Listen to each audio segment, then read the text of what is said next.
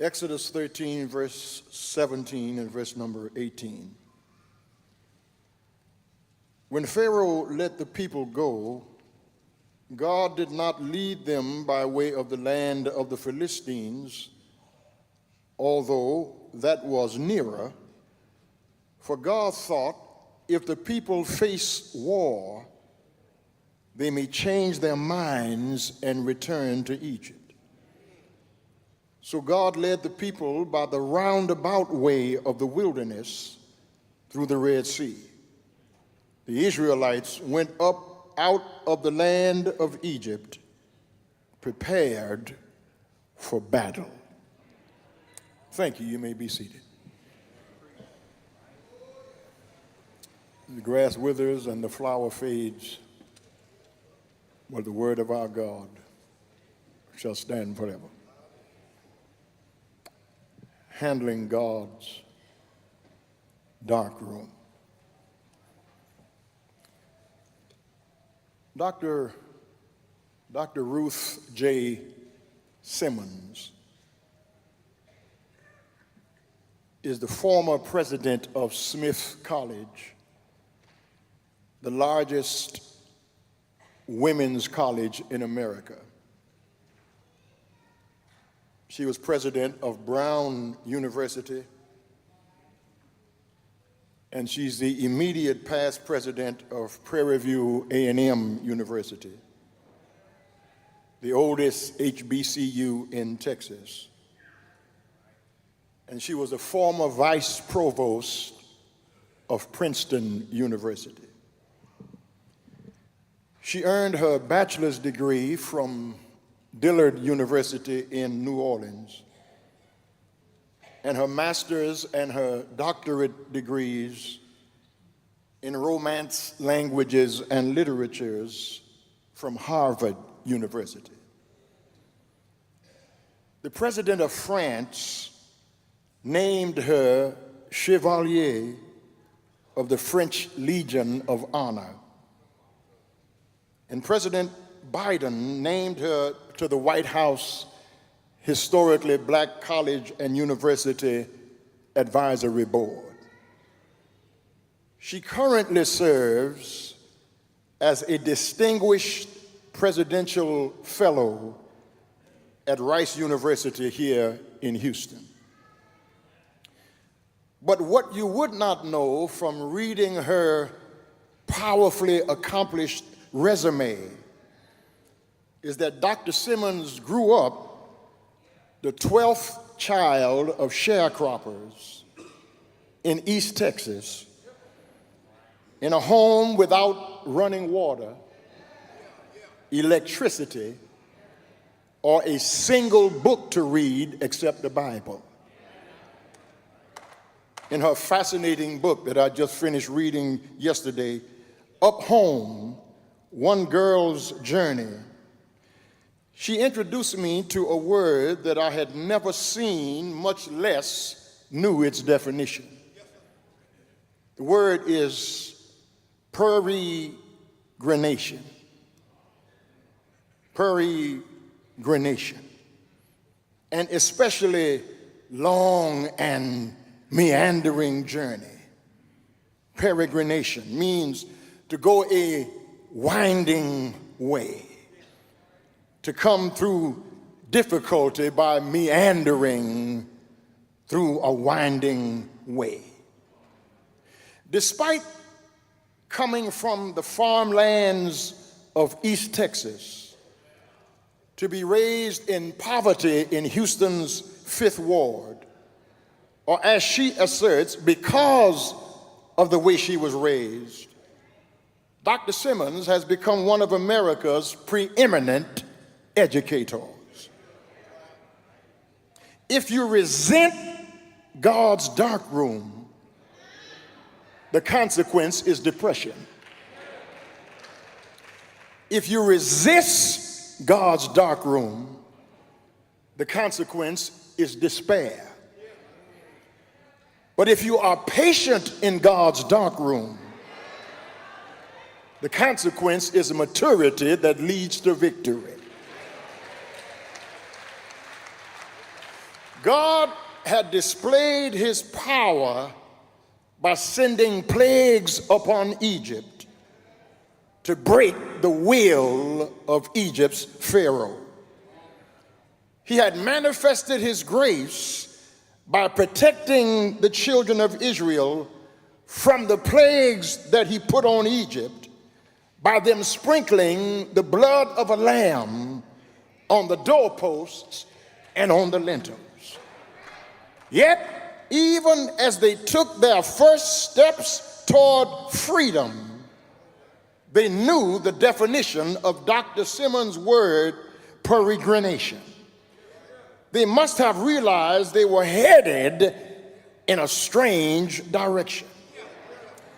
The journey of the sons of Jacob was circuitous. Not only were they not permitted to go directly to their inheritance, it was also not a way that they chose for themselves. Now, brothers and sisters, they could have marched to Canaan in 8 or 10 days. But 8 or 10 days would have been too short a period for the growth of character. The brickyards of Egypt was not the school that God wanted them to learn courage in. God knew then, as he knows now, that the best place to develop a believer is in the barren desolation of the desert. God knows it is the exclusive province of unerring wisdom that by the discipline of long, slow-moving years, the result of innumerable trials and temptations and the fruit of many painful circumstances can help us to recognize you can get to blessings too soon. And so God often has to take you around the long way to help you to appreciate. And once God has taken you on the meandering, circuitous route, you can testify with James in his epistle when he writes, "Count it all joy when you fall into divers temptations, knowing this, that the trying of your faith worketh patience. But let patience have her perfect work, that ye may be perfect and entire, wanting nothing." Brothers and sisters, I that many a time God has to disappoint us before he can save us. God has to take us through some things that will keep us from being destroyed. Because salvation is not always what God delivers us from. More often than not is what God kept us from. I still believe it. All things work together for good to them that love God and to those who are the called according to his purpose. May I mention before exposing the text this morning, brothers and sisters, that when Israel left Egypt, they didn't know how to pack.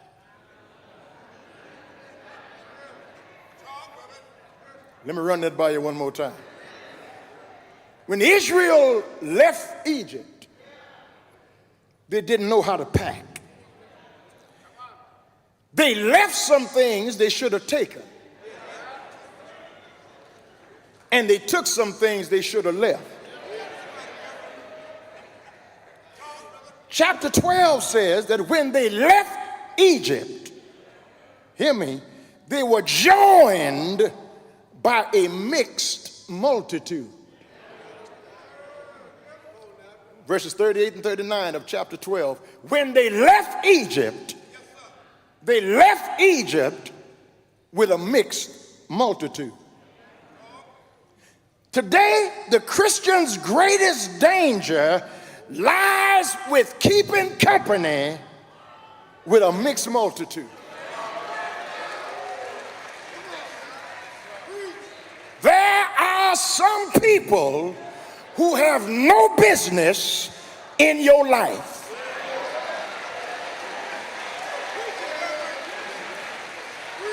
You got to get rid of that mix. You got to unfriend them. Talk back to me if you can. There are some folk you're going to have to leave alone. And listen, there are some people in your life just for a season. And when that season is over, move on. And here's when you know the season is over. You don't enjoy that no more. I wish I had somebody to help me preach it. That don't mean you're mean. That don't mean you're not a Christian. You just don't feel like going out no more. You don't feel like clubbing no more. You're too old for that. You are too mature for that. You got too much going on in your life to hang around with people you can't take to your promised land.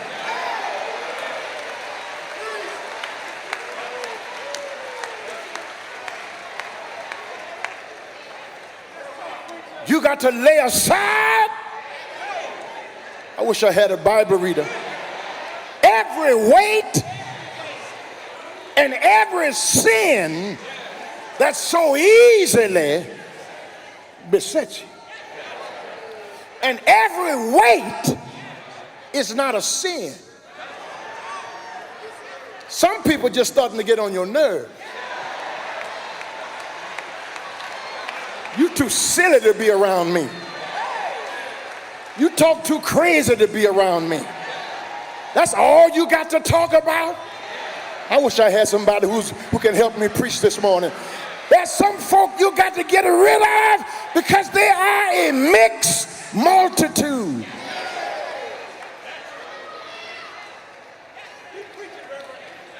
And brothers and sisters, more often than not, the mixed multitude is not always outside us. Sometimes we got some junk inside us. There's a mixed multitude of pride. There's a mixed multitude of envy. There's a mixed multitude of gossip. There's a mixed multitude of wickedness. And we got to get that out of us so God can take us to our promised land.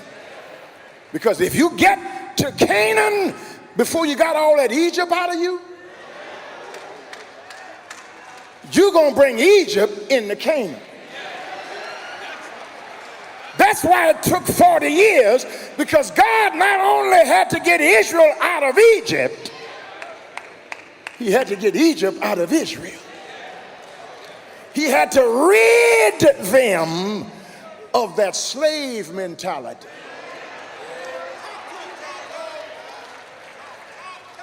And that slave mentality ain't gone, African Americans. We still like crabs in a bucket. Time one of us get almost out, you don't want him to have no more than you, so you pull him down. Why don't you help him up so all of us can go up?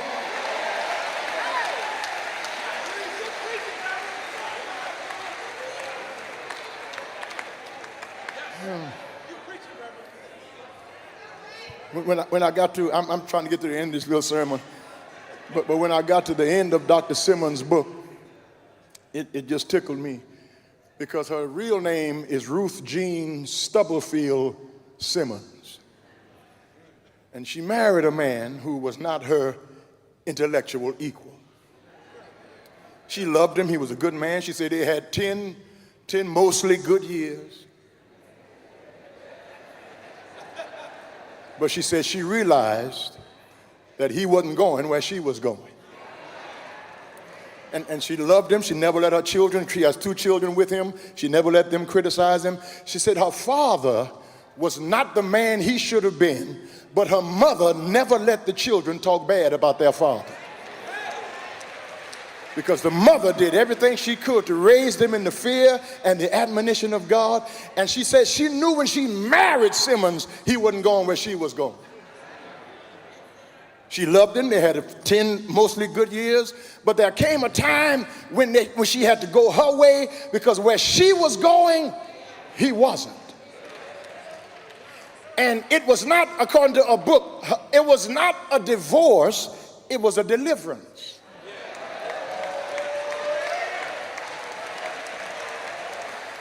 Because there are some people you shouldn't have been with in the first place.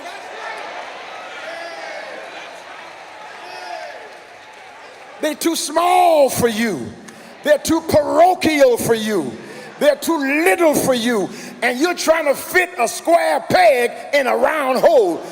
God says you got to get away from those people because they are a mixed multitude.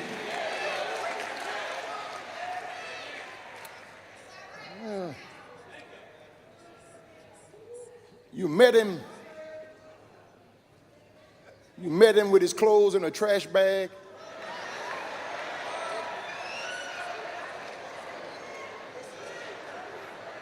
You met her with no hubcaps on her car.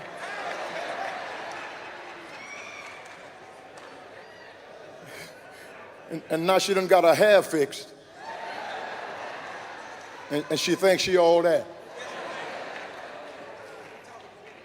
Girl, please. He done been to the gym and started lifting weights. And now you can't talk to him because his head's so big. There comes a time, Dr. Simmons says, it's 10 mostly good years. But when it was time, it was time. Because you can be in a mixed multitude. And that's sometimes true in your family. Everybody raised with you don't want to see you make it. Everybody you went to high school with don't want to see you prosper. But if God be for us, somebody ought to help me holler here. Who can be against us? The Lord is my light and my salvation. Whom shall I fear? Come on, you can help me say it. The Lord is the strength of my life. Of whom shall I be afraid? When the wicked, even my enemies and my foes, came upon me to eat up my flesh, just before they got to me, they stumbled and they fell. Though a host should encamp against me, in this will I be confident. One thing have I desired of the Lord, and that will I seek after, that I may dwell in the house of the Lord all the days of my life. For in the time of trouble, he shall hide me. I wish I had 2 or 3 witnesses who can help me testify that your enemy is looking at you, but they can't get to you. They talking about you, but they can't stop you. They want to see you fall, but God is holding you up.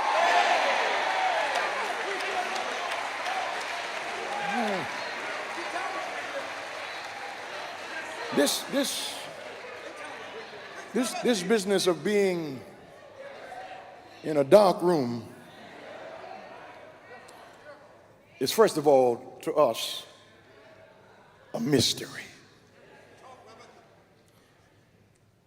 God did not lead them this way. He led them that way. But this way or that way, the point is, God was leading. And it does not matter if God leads you this way or that way. Just make sure it's God who's leading you. I don't like this song that much, but it goes good right here. This and that. This and that. And you know, at our church we say this, and that. Whatever. If God is leading you, if God is directing you, it may take a while, but he knows how to lead you.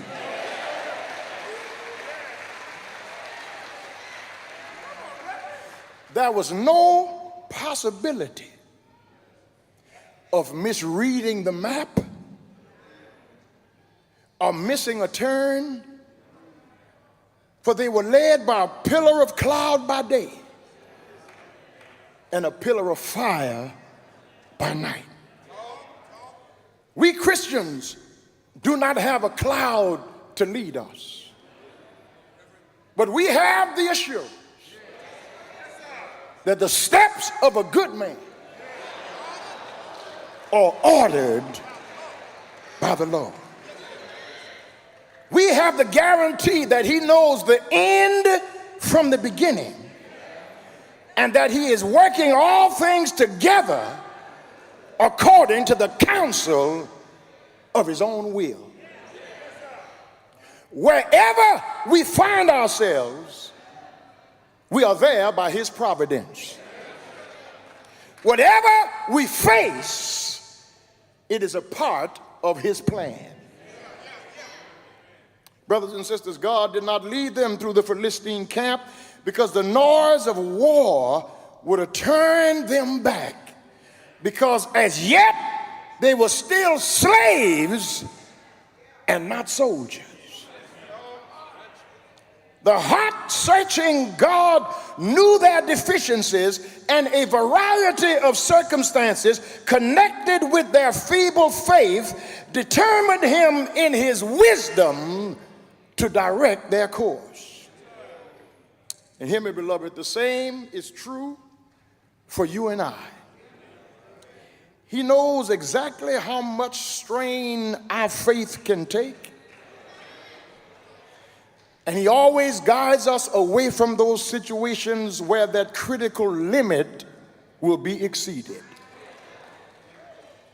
God does not explain himself to them, neither does he explain himself to us.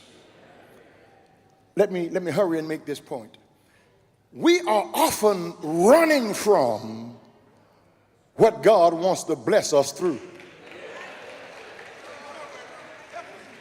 We are often running from what God wants to bless us through. Here's the best part of this sermon. If you forget everything else I've said, here's the best part of this little sermon. A woman was driving on a country road late at night. There was an 18-wheeler behind her. She slowed down to let the truck go around, but he slowed down as well. There's agony in this journey. Sometimes what we think is an exit is a cul-de-sac.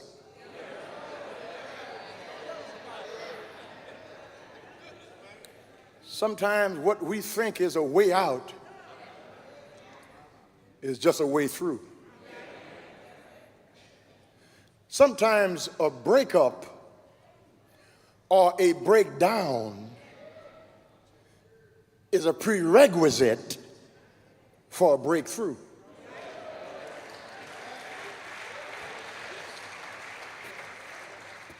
Let me see if I can make this make sense. It was light on one side and darkness on the other side. The pillar of cloud by day and the pillar of fire by night For the children of Israel, it was light for them and darkness for the Egyptians. For two reasons. Come on, ask me why. Come on. Because God wanted to keep the enemy from getting to them and to keep them from going back to the enemy. Because you can't grow spiritually when it's convenient.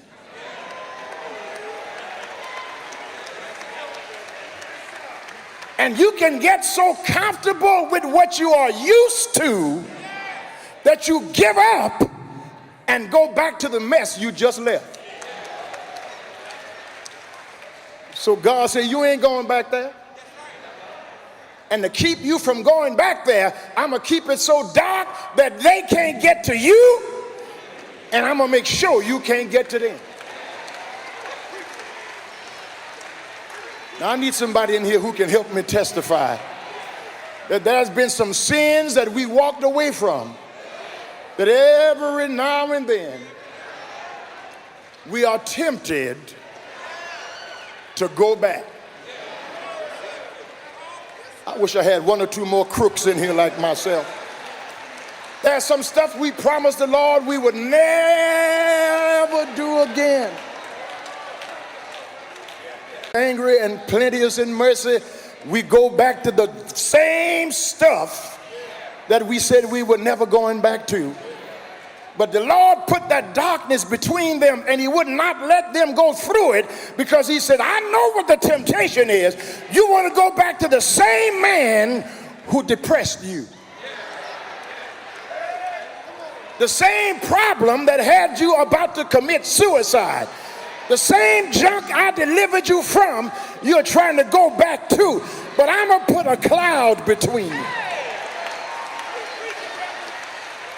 Thank God for the Shekinah cloud. Thank God for Sunday morning, because just about when I'm ready to go back, he lets me go to church. And I hear the gospel. And I hear the music. And I make up my mind all over again that I've decided to follow Jesus. No turning back. No turning back. You can't make me doubt him, because I know too much about him. He brought me. He kept me. And sometimes what you go through in your agony is not for you. God wants to use your testimony to get somebody else to faith. I can't tell you how many people have walked up to me and said to me, Reverend, when you were going through your sickness, I couldn't understand it until I had to go through my own stuff. And I'm standing up today because I looked at how God brought you through. I wish I had somebody here who got your own testimony. You got your own story. You got your own agonizing grief. You got your own suffering. You got your own testimony. You got your own story of the stuff God brought you through, and you don't know who's listening to your testimony.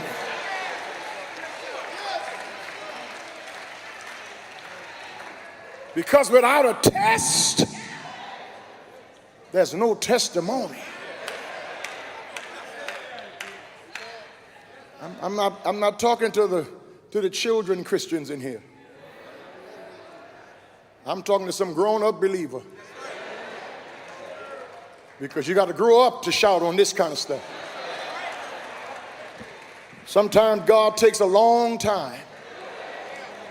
But my grandmother said, he may not come when you want it, but he's always on time. Sometimes God will keep you in your sickness to get glory out of your sickness. Sometimes God will keep you in your situation so that he can get glory out of your situation. Somebody ought to help me preach here. God will let you go through some stuff, and no matter how much you cry, no matter how much you whine, no matter how much you pray, no matter how much you read the Bible, no matter how much you call friends, no matter how you get your prayer partners to pray with you, there's some stuff you just gonna have to go through. But when you come out of it, I wish I had some noise here. When you come on the other side of it, your soul don't have to look back and wonder. You can testify it was nobody.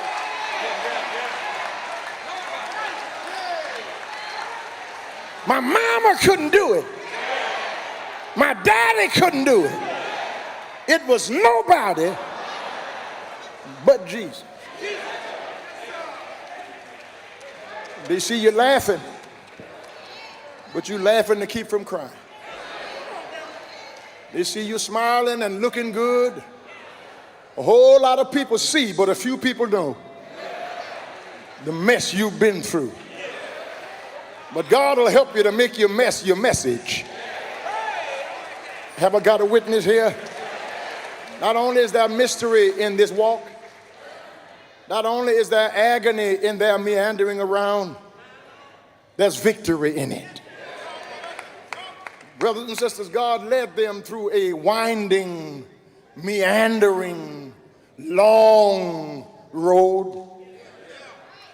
But had they not come by the roundabout way, the song of Moses would have been left unsung. Had they not come the long way, Miriam's tambourine would have been left unplayed. Had they not come the long way, Elam with its wells and palms would have been left undiscovered. Had they not come the long way, Mount Sinai with its laws and words would not have been known. If they had not come the long way, the cloud would have been left unseen. If they had not come the long way, the manna never would have been tasted. If they had not come the long way, fresh water from a rock would never have been sweet. Sometimes God has to take you the long way so he can develop your testimony. You're going to help me close this, won't you? It was God who took Joseph from a prisoner to a prime minister. You remember Joseph was sold by his own brothers and wound up in an Ishmaelite caravan. The caravan took him all the way to Egypt.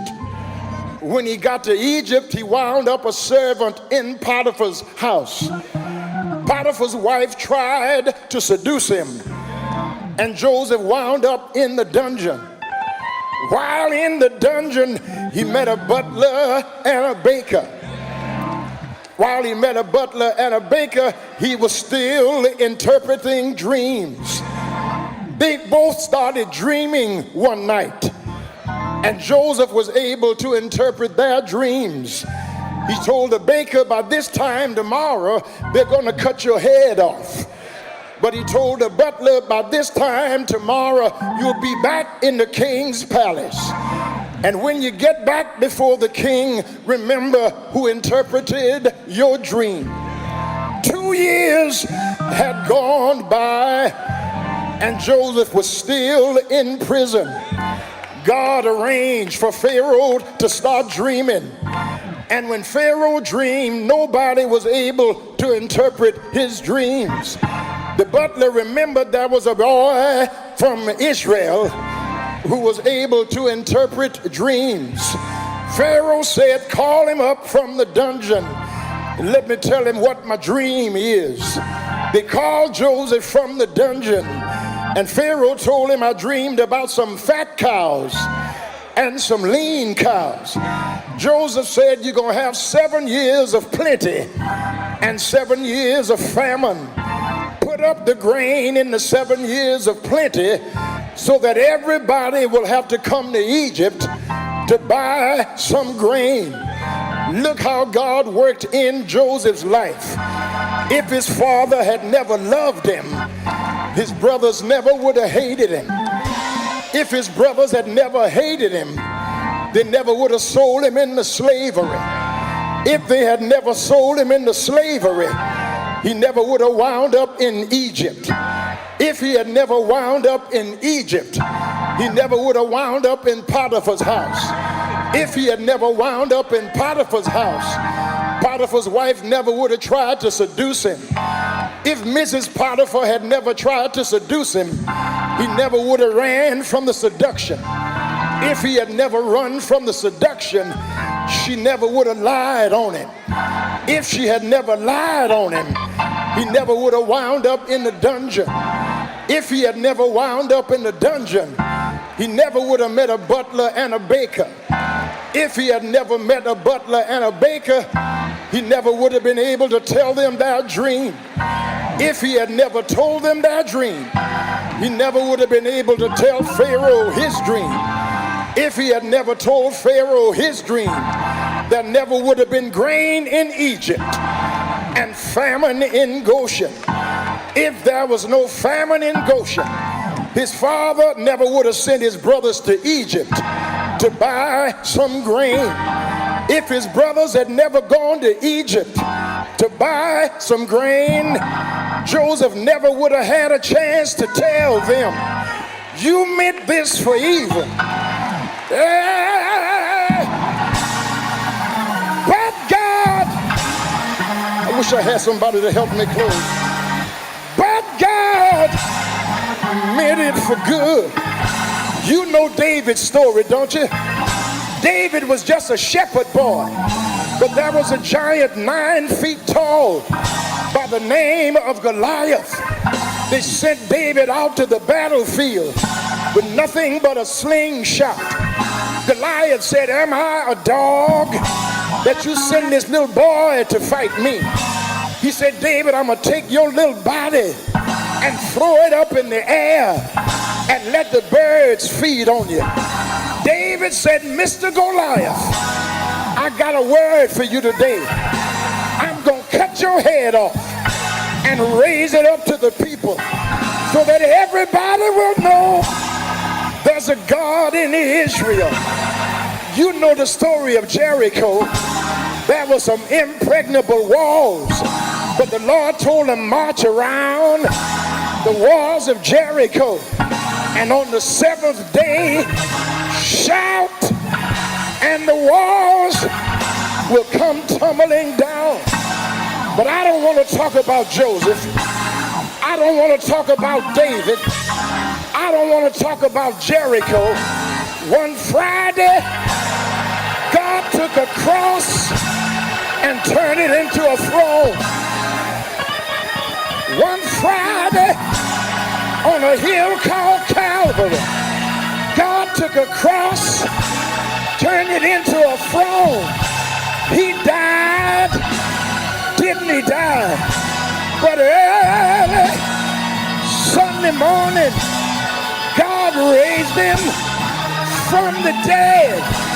Why don't you tell somebody sitting next to you, tell them in your preaching voice. Come on, use your preaching voice. Tell them whatever you're going through, God will turn it around. God will turn it around. Come on, say it like you mean it. God will. God will. Won't he do it? I know he's all right.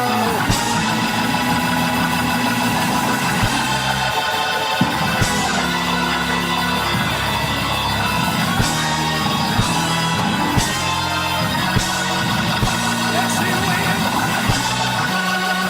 Yes, he will. Yes, he will.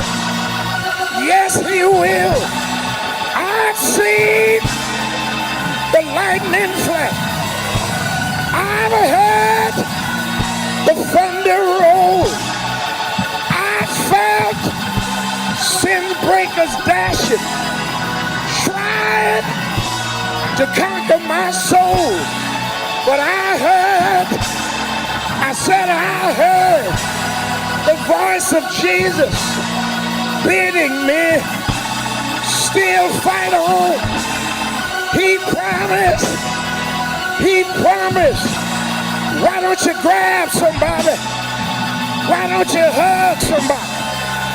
Tell him he promised.